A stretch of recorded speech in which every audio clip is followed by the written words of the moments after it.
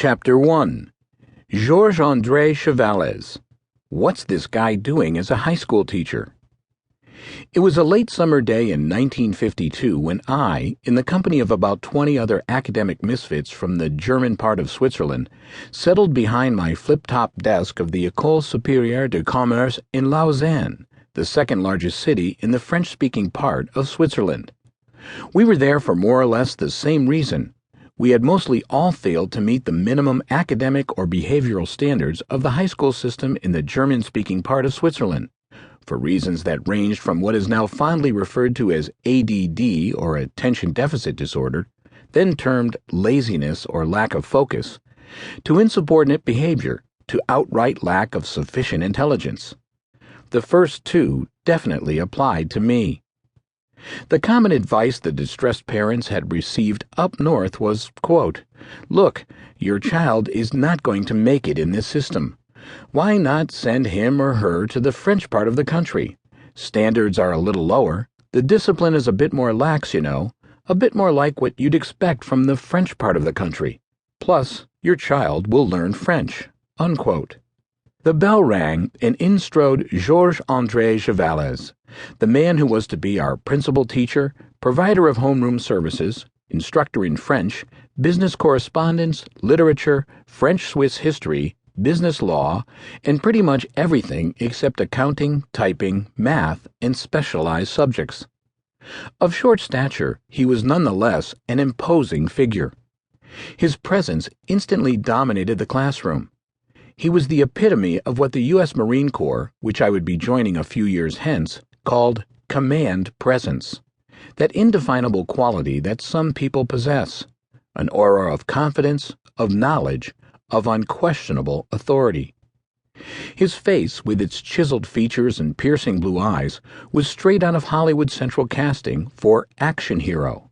He actually bore more than a passing resemblance to Kirk Douglas. The class fell silent as he stood at attention behind his raised desk.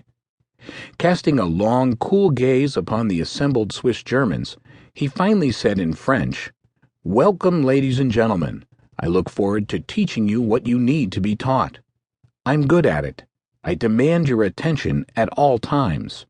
I expect respect and will not tolerate talking in class, nor horseplay, nor sloppy work. Assignments will be completed on time and handed in neatly and legibly written. Tests will be both oral and written, announced and unannounced. I set the rules, and you just heard them. And one other thing. Out of respect for my position and my considerable education, you will rise when I enter the classroom and be seated when I sit. Any questions? Now is the time to ask. I see there are none, so let's get down to business." We were all a bit stunned. This was the kinder, gentler environment we had escaped to? Only later did we learn that Mr. Chevallez was, during school vacations, also serving as one of the youngest field-grade officers in the notoriously effective all-reserve Swiss Army. Mr. Chevallez's style was predictably demanding, and he most surely did not tolerate sloppy work.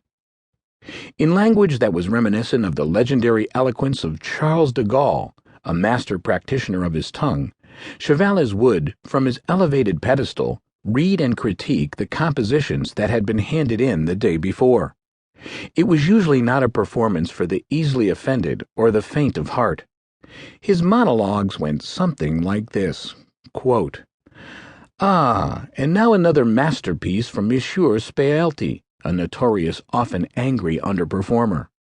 I see from your congested facial color that you are prepared for another devastating appraisal, and I shall not disappoint. The rambling nature of your turgid diatribe is matched only by the jumbled grammar and syntax of your writing. Were you even dimly aware of the assigned subject, or is this just yet another of your usual polemic, anti-establishment rants?